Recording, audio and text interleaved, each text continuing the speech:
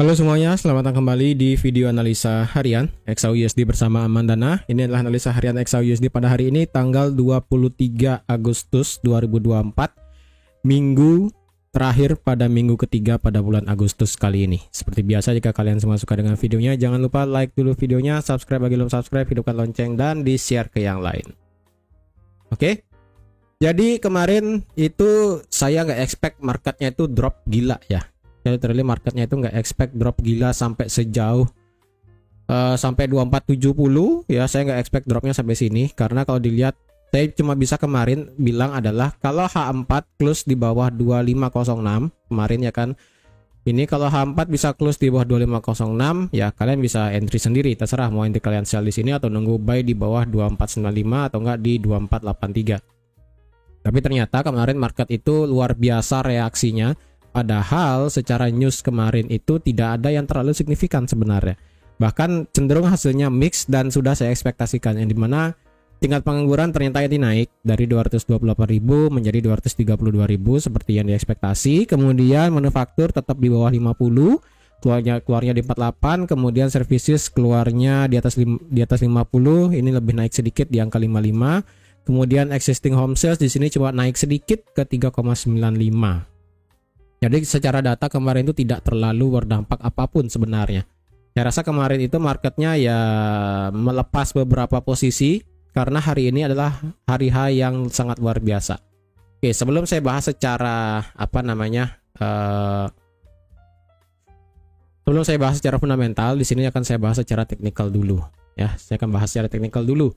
Ini kalau kalian ingat apa yang sudah saya buat analisanya per video kapan lalu itu kan, kalau kalian tarik Fibo dari sini ke sini, maka kalian dapat ini harganya berhenti di 50% Fibo. Ya, hampir kena 01,8 kemudian mental naik. Jadi kalau dibilang apakah ini akan bisa menjadi chance untuk kita bisa ngebuy, sabar dulu ya. Ini sebelum saya lanjut, saya akan ulang analisanya dari segi time frame besar. Oke, ingat ini monthly ekornya sudah panjang banget ya. Ini monthly sudah ekor panjang, kemudian sudah mencetak all time high juga. Jadi kita punya waktu lagi seminggu untuk penutupan monthly, yang dimana untuk saya pribadi kalau bisa monthly harus bisa tutup di atas 2450 ya. Itu adalah minimum sekali.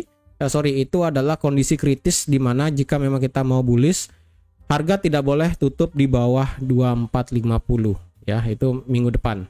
Kalau bisa sih, kalau idealnya adalah tutup di atas 2483. Ini kan all time high sebelumnya di bulan Juli.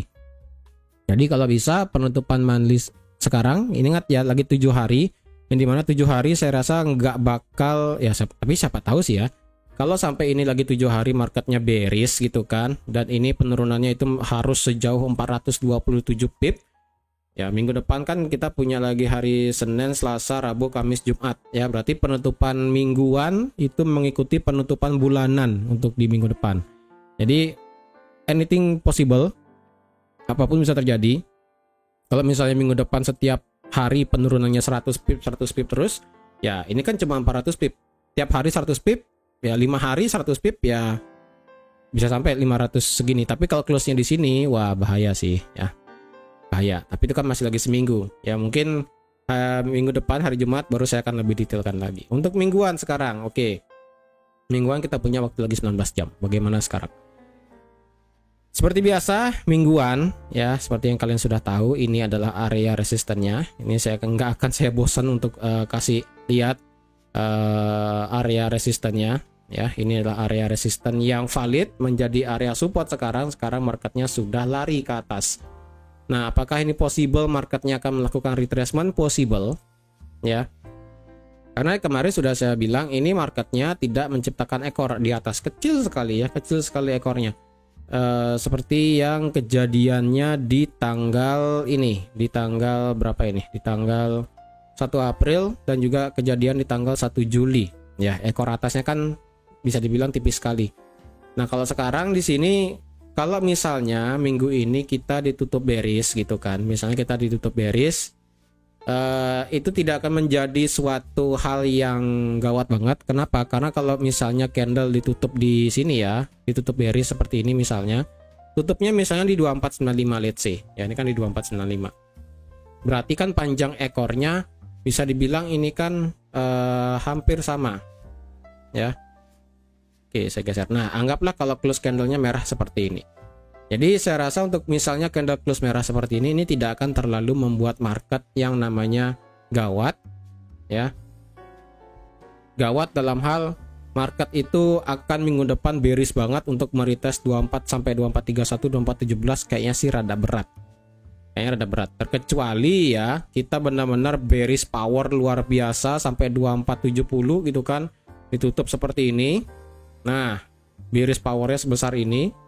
Ya, ini kemungkinan minggu depan kita bisa menciptakan yang namanya retracement ke bawah. Ingat ya, untuk sekarang dari segi weekly yang bisa ditarik Fibonacci-nya adalah terdekat ini ya. Kita kalau dari segi weekly sebenarnya nggak logis untuk ngambil Fibo dari bawah di sini. Seharusnya sih dari bawah. Ya, dari bawah sini orisinil sampai paling atas kena selesai ya, dan macam-macamnya. Soalnya kalau ditarik dari sini ke sini, ini kan turunnya sudah 50%, ya kan? Turunnya sudah 50%, jadi kita pindah dari sini ke sini. Nah, kalau dari sini ke sini kan nggak ada yang valid nih. Tuh cuma 23,6, kemudian lari. Kemudian kalau dipindahkan ke paling atas 23,6, 23,6 dan ini 23,6 juga tidak ada yang bisa melebihi 38,2. Ini kalian nggak percaya nih ya. 23,6 muter balik. Kalau yang di bawah misalnya di sini belum sampai 23,6 ya, naikkan lagi. Belum sampai 23,6, naik lagi. Tuh. Naik sampai sini kan. Sampai sini 23,6. Naik lagi, geser lagi Fibonacci-nya. Turun lagi sampai 23,6 sampai all time high di tanggal 15 Juli kemarin, geser lagi titik nolnya. Nah, kemudian turun lagi sampai 23,6, naik lagi dia. Sampai sekarang di all time high di 253 ya, 2531 ya. 231. Jadi kalau sebenarnya dari segi weekly ini sebenarnya bisa dipakai Fibonacci-nya. Dari swing yang ada di harga 1970 ya, atau enggak ya kalian mau pakai paling bawah di sini boleh ya. Di harga 1985 ya, tipis ya. 1970 1985 tipis banget. Ini titik 100%. Titik nolnya ini kalau dilihat misalnya ini titik nolnya. Dan kalian nemu 61,8 misalnya nanti ke depannya ya, tapi nggak tahu ini kapan terjadi dan apakah ini titik nol yang valid. Ini masih belum bisa saya katakan valid ya, karena sekali lagi prediksi saya untuk di tahun ini adalah sampai 2.700 atau ekstrim adalah sampai $3.000 per troy ounce untuk di gold ya. Itu udah ekstrim banget. Kalau sampai misalnya sampai 3.000 ya udah berarti secara weekly kita akan geser terus Fibonacci-nya. Dan ini kemungkinan bakal berat. Kalau misalnya sampai 2.700 let's say ya. Let's say sampai 2.700. 38,2 berhenti di resisten di sini. Kemudian 61,8-nya mepet dengan valid support sebelum terjadi koreksi besar-besaran, dan 78,6 ini benar di area rally base rally. Kalau misalnya ini benar-benar 2.700 berhenti dan langsung koreksi besar-besaran ke bawah. Ya namanya juga kalau ya kan. Karena saya rasa sih ini titik nolnya bakal geser terus sih, belum ada titik nol yang sempurna di sini menurut saya. Ya. Tapi kalau kalian nggak mau pakai Fibo yang di sini, kalian mau pakai Fibo yang terdekat sekali, ya. Terdekat sekali berarti adalah kalian harus tarik Fibo dari sini yang pertama, sini sampai sini, ya kan? Ini markanya sudah kena 78,6 berarti sudah selesai. Kalian geser dari sini, pindah ke sini, maka ini didapat 61,8. 61,8 sudah selesai, kalian geser dari sini ke sini. Maka didapat adalah di sini harga sekarang berhenti di 23,6 dan 61,8-nya adalah di resisten become support yang ada di weekly. Oke, jadi otomatis kalau misalnya market tuh mau bearish ya. Ini secara weekly kelihatan banget. 38,2 ini nggak terlalu kelihatan, 50% ini pas di 2442, kemudian 61,8 tepat di resisten become support di weekly. Jadi kalau kalian ini beranggapan bakal bisa bearish dengan kondisi ini ya, dengan weekly misalnya tutup di bawah 23,6, bearish kencang kayak gini candlenya, maka kemungkinan minggu depan kita bisa melihat koreksi kemungkinan sampai 50% atau maksimal sampai 61,8 untuk meretest daripada resistance become supportnya di sini sebelum lanjut bisa all time high mungkin sampai 2550 atau enggak sampai 2600 ya, bonus seperti itu. Oke, itu dari segi weekly. Tapi kalau misalnya weekly-nya ditutup bullish ya, misalnya ditutup bullish seperti ini ya, ditutup bullish seperti ini, berarti kan panjang ekornya segini. Jika ini ditutup bullish ya sudah sih, ditutup bullish berarti kemungkinan seperti yang di tanggal 8 Juli dan juga di tanggal 8 April. Maka kemungkinan kita bisa melihat all time high baru ya, all time high baru tuh ini kan di tanggal 8 April all time high baru. Di tanggal di tanggal 8 Juli ya nggak all time high sih, besoknya baru all time high dia. Jadi kemungkinan kalau ini ditutup bullish kita bisa melihat all time high di minggu depan. Gitu sih. Ya, itu dari segi weekly. Jadi harap ingat ini adalah resistance become supportnya yang tadi yang di tengah-tengah ya. Kemudian dari segi daily. Daily kemarin saya ada bilang kalau market bisa tutup di bawah berapa kemarinnya kalau nggak salah ya. Kalau misalnya market itu tutup di 2504, maka potensial kita bisa melihat bearish. Nah, tetapi permasalahannya ini market breaknya luar biasa ke bawah. Dan kalau kalian sadar secara daily ya, ini secara daily market meretest resistance become supportnya yang ada di daily. Kalau di weekly kan jauh banget di bawah. Tapi kalau di daily ini sudah meretest resistance become support. Dan kalau kalian ada yang ngerti fair value gap, ini juga harga sudah mengisi fair value gapnya di sini. Yang besar banget di daily ya. Tuh. Dia sudah mengisi fair value gapnya itu 99% ya. Turun sampai 99% fair value gap kemudian naik. Kemudian secara daily, seperti yang kalian ingat sudah saya katakan berulang kali ya kan, ini adalah resistance daily sebelumnya ya kan, sebelum ini harga break. Kemudian di sini adalah titik pivotnya, kemudian di sini adalah support validnya. Ya udah, market ketika break di tanggal 16 Agustus kemarin hari Jumat dan harga sekarang melakukan retrace, yang berarti kemungkinan market bisa melakukan kenaikan lebih tinggi. Kalau diukur dengan Fibonacci terdekat dari segi daily, ya bukan dengan, kalau weekly kan ditarik dari sini, dari low di sini sampai tertinggi ya kan. Kalau dari segi daily, yang bisa ditarik kalau dari segi weekly kan dari sini ya kayaknya ya, dari 25 Juli. Oh 22, sorry 22, berarti mana 22 ya? Hah? Oh, tidak ada. 22 Juli. 26, 25, 24, 23, 22. Loh, kok dari sini? Oh, di sini paling benar di sini ya. Kalau dari weekly kan dari sini, ya. Kalau dari weekly dari sini. Tapi kalau secara sekilas dari swing terdekat sekali ya, memang sih idealnya ditarik dari sini ke sini karena kan breaknya dari sini. Idealnya dari sini. Tapi kalau ditarik dari terdekat sekali bisa dari sini. Dan ini harga sudah hampir kena 61,8. Dan ini 50% juga harga sudah naik. Kalau gitu kita boleh ngebuy nggak? Ya tetap jangka panjang adalah ngebuy ya. Jadi tetap itu nggak peduli jangka panjang adalah ngebuy. Tapi kalau kalian ingin nge-short ya itu jangka pendek. Secara daily sih saya menginginkan selama harga tidak break dari resisten yang valid di sini, resisten become support yang valid, dan selama candle daily tidak tutup di bawah 2470 ya. Kalau 2470 ditembus dan bahkan ditutup pada hari ini, kemungkinan kita bisa melihat secara weekly adalah retracement yang bakal terjadi. Berarti yang ditarik dari sini sampai sini, seperti yang sudah saya katakan juga di weekly, kalau ditutup bearish di bawah 23,6, walaupun dia kena 38,2, tapi secara daily dia sudah di bawah resistance become support yang valid. Saya rasa kemungkinan kita bisa melihat retracement ekstrim sampai 61,8. Ya, sampai 61,8 resistance become support di weekly, dan kemungkinan bisa ekstrim sampai ke 78,6 karena di sini adalah ada area demand-nya di sini. Dan 61,8 adalah titik pivot dari area daily di sini. Ya, ini adalah pivot area daily, kemudian 78,6 adalah area demand-nya. Jadi worst case-nya itu kalau memang market tuh mau turun melakukan yang namanya koreksi besar, ya bukan besar banget tapi cukup ya. Harga harus bisa di bawah 23,6 dari segi weekly, dan harga harus bisa tutup di bawah resistance become support valid di daily, dan otomatis harga harus bisa tutup di bawah 61,8 dari segi swing terdekat di daily juga. Ada potensialnya berarti harga bisa sampai 1272 atau bahkan terekstrim sampai 1618 kalau dilihat dari swing terdekatnya, ya seperti itu. Selama harga tidak bisa break dari resistance become supportnya, ya masih valid untuk kita masih bisa ngebuy. Secara H4 ini sekarang harganya terhalang ke arah resistance become supportnya, support become resistance, dan yang saya bisa pakai seperti yang kemarin ya 2506 ya kemarin ya, saya lupa 2506,75 ya betul. Ini adalah resistannya. Kalau dilihat apakah di sini ada area supply,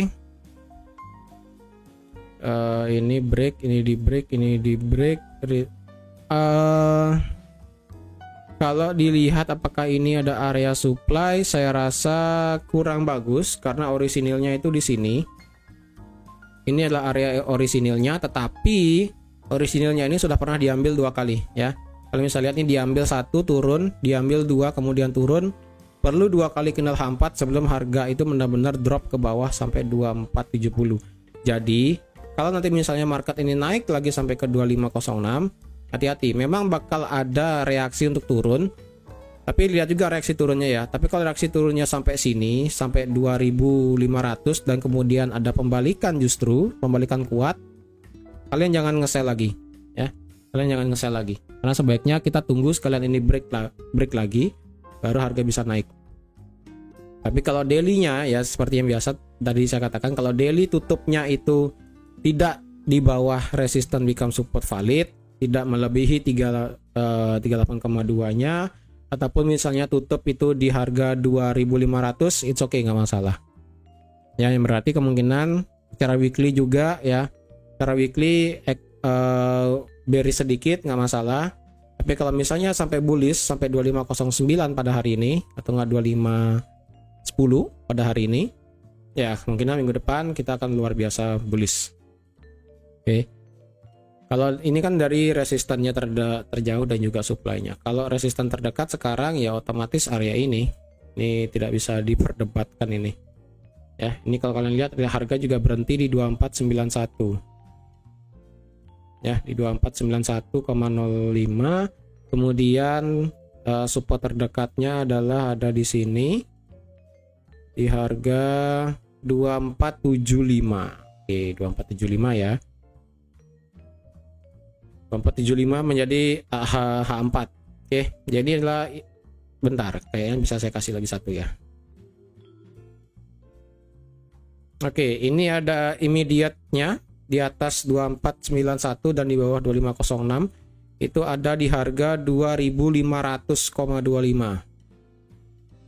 Oke, ini adalah bisa dikatakan titik tengahnya antara 2506,75 dengan 2491,05, yaitu di harga 2500,25.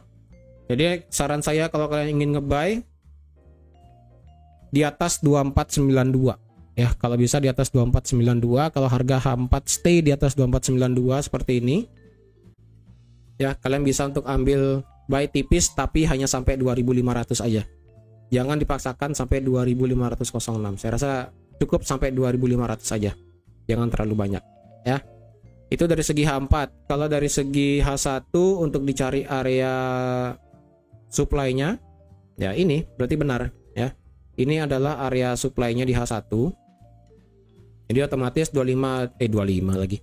2500 adalah target kalian kalau ada yang mau ngebuy di atas 2492 ya, cukuplah 80 pip ya kan. Kemudian dari segi M30, sebentar saya lihat dulu ini kenapa harganya mantul di 2470. Tidak ada, sebentar saya cari dulu alasannya. Kalau dicari area demand berikutnya, kalau harga turun ya, kalau harga turun ini saya katakan sebagai demand. Sebentar. Ini harganya turun naik not yet sih, sebentar ya. Oke, di M15 kita sudah melewati area supply-nya. M15 sudah lewat, oh sorry sebentar, like ya. M15 kita sudah melewatin area supply-nya, which is good. Kalau dilihat 2491 ini valid ya, kalian bisa lihat sudah ada 4 kali rejection di sini. Jadi ini kalau sekalinya break di atas 2491, saya rasa harga bisa lanjut terbang. Jadi saya rasa untuk kalian ngebuy di bawah rada berat sih ya. Jujur rada berat kalau ingin ngebuy di bawah. Saran saya sih ngebuy di atas aja. Tunggu break sekalian ini di 2491-nya. Ya. Kalau di bawah kalian mau ngebuy, hati-hati ya. Ingat 2475 ini adalah perlu penutupan H4. Kalau H4 tutup di bawah 2475, ya udah kemungkinan dia akan mengejar area demand H4 yang ada di sini. Ini demandnya dari 2460. Ya, yang dimana ini adalah area resistance become supportnya, support become resistance ya kan. Kemudian sampai 24 50 di sini. Jadi hati-hati kalau misalnya nanti H4 kalian melihat di bawah 2475, kalau kalian mau nekat sell ya silahkan, karena menurut saya tetap ya jangka panjang adalah ngebuy, jangka pendek itu bisa di sell. Kalau mau di buy di bawah tengah-tengah seperti ini di 2483 ya, let's say kalian ada mau ngebuy di 2484. Kalau ada yang mau ngebuy di 2484, ini adalah memang sih ini resistance become supportnya belum dites juga. Ya consider kalau kalian mau ngebuy di sini boleh, asalkan kalian tahu di mana stop lossnya aja. Tapi kalau di time frame M30 ngebuy di 2484 tidak ada ideal stop loss yang bisa dipakai kecuali swing terakhir di sini, mau nggak mau ya. Tapi itu kan jauh sekali, itu 142 pip. Makanya saran saya kalau mau ngebuy di bawah itu rada berat ya, rada berat untuk mau ngebuy di bawah. Tapi kalau mau ngebuy di atas itu menurut saya lebih worth it, karena kalau nanti terjadi swing ya, ini di break seperti yang saya buat, break di atas 2492, retest sedikit, kemudian ada pembalikan untuk lanjut naik gitu kan. Ya udah kalian taruh SL-nya di swing tersebut dengan target misalnya sampai di 2500 atau enggak sampai 2498 lah ya, kurangin dikit 20 pip. Misalnya ngebuy-nya di 2493 gitu kan. Swingnya terjadi di 2491. Ya, ini pun cukup 43 pip aja SL-nya. TP-nya bisa sampai 60 pip. Lebih worth it untuk kita ngebuy di atas sebenarnya. Kalau sekarang mau di sell gimana? Kalau sekarang mau di sell, konfirmasinya ini belum ada sama sekali. Ya, ini konfirmasinya hanya ada rejection aja. Jadi kalau ada yang mau nge-sell di sini berarti di time frame M15, tapi kayaknya sih kalau kalian nonton videonya nanti ini harganya nggak mungkin valid di sini sih.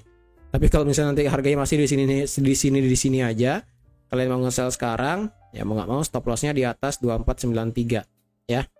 Dan ini juga cukup 44 pip. Tapi kalau kalian mau tetap nge-sell di sini, silakan, nggak masalah. Tapi saran saya sih nge-sell di 2500 atau di 2506.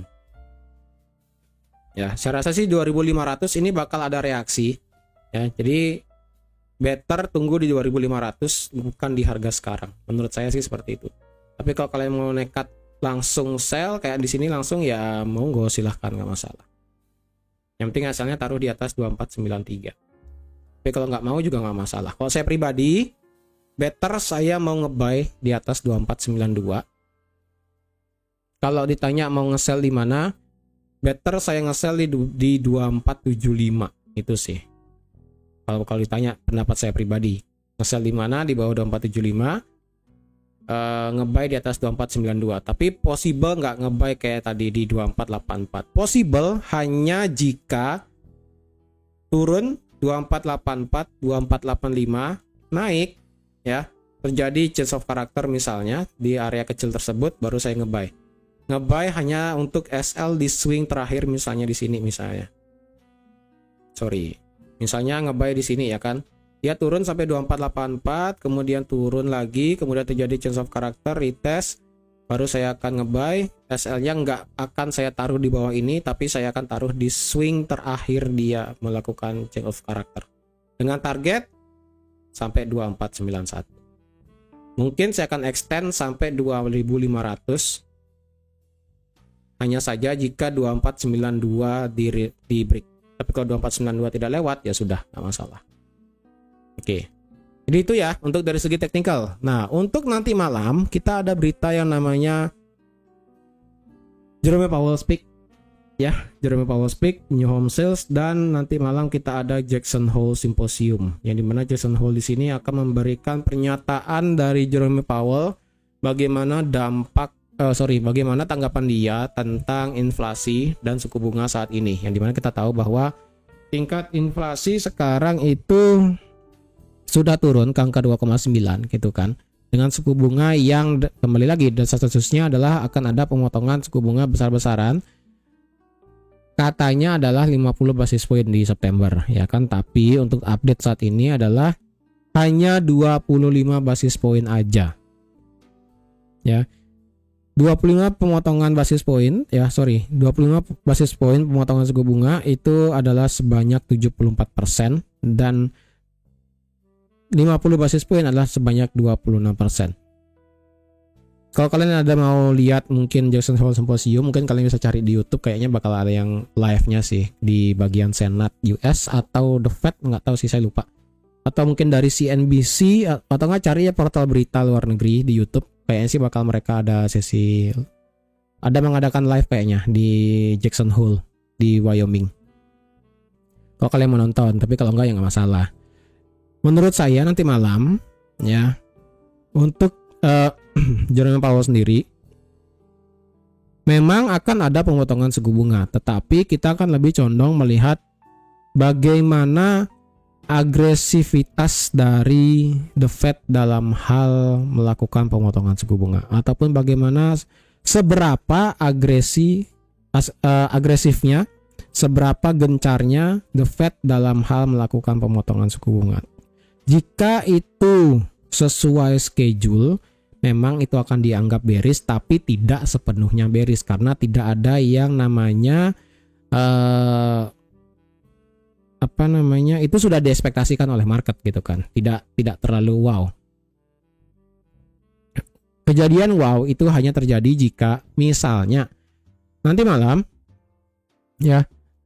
itu ngide Jerome Powell-nya bilang bahwa oke, kita akan ada pemotongan cut di bulan September, tapi kedepannya kemungkinan kita harus melihat data by data, dan misalnya data menunjukkan tidak kembali inflasi ke angka 2%, maka kemungkinan di tahun ini hanya terjadi pemotongan suku bunga sebanyak 2 kali. Jika terjadi kata-kata seperti itu, maka itu akan dianggap sedikit hawkish karena untuk market saat ini sudah melakukan, market berespektasi akan terjadi sebanyak 75 basis point sampai akhir tahun 2024. Jadi kalau misalnya ngide Jerome Powell kayak tadi, maka itu akan dianggap sedikit hawkish.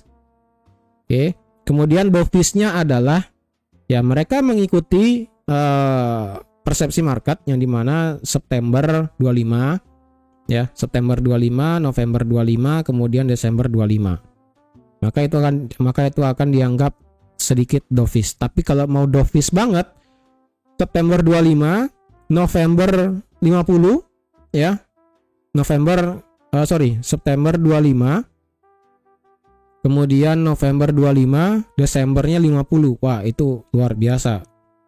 Atau enggak misalnya memang The Fed mengatakan 2 kali, tetapi 2 kalinya itu angka yang akan dikeluarkan dalam hal pemotongan suku bunga adalah mungkin ekstrim langsung 75. Jika misalnya melihat data ekonominya itu luar biasa ekspansi, tidak terlalu berpengaruh dengan inflasi yang sudah mulai turun gitu kan. Ya kemungkinan akan langsung cut 75 itu juga bisa. Maka itu akan dianggap sebagai sinyal yang dovish. Intinya tetap ada pemotongan suku bunga. Sekali lagi, tetap akan ada pemotongan suku bunga, hanya saja seberapa besar dan seberapa gawat ataupun seberapa genting ataupun seberapa gencar dari The Fed itu melakukan pemotongan suku bunga dan berapa nilai ataupun angka dari pemotongan suku bunga tersebut. Karena sekali lagi, XAUUSD kalau masalah dengan suku bunga itu ya pasti otomatis kena sih. Otomatis kena karena walaupun sewajarnya kalau dari bank sentral potong suku bunga itu ada gap ya, ada jeda dalam hal market itu akan bereaksi. Ya, tapi kalau ditanya reaksi instan ataupun reaksi spontan ketika terjadi pemotongan suku bunga ataupun perihal tentang suku bunga, pokoknya itu paling terasa pasti di gold, di forex market itu pasti bakal terasa. Tapi untuk jangka panjangnya, long termnya itu perlu ada proses. Perlu masuk prosesnya adalah misalnya Bank of America, gitu kan. The Fed sudah bilang potong suku bunga, ya Bank of America nggak langsung potong suku bunga depositnya, nggak gitu juga. Pasti ada yang namanya ada jangka waktu sekian gitu kan, lagi beberapa minggu, beberapa bulan baru beneran turun.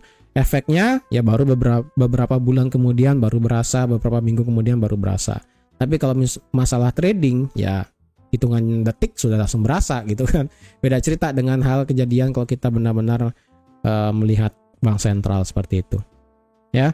Jadi harap dilihat nanti kalau ada yang mau monitor masalah Jerome Powell. Intinya kita harus melihat berapa nominal, berapa angka yang akan dikeluarkan oleh Jerome Powell, bagaimana sikap dia, apakah mengikuti arahan pasar, ataukah dia mau ngide dalam hal suku bunga, atau mungkin malah dia condong untuk pro terhadap market. Ya, tetap market itu berespektasi potong suku bunga, kalau bisa potong suku bunga yang cukup besar. Itu adalah ekspektasi market.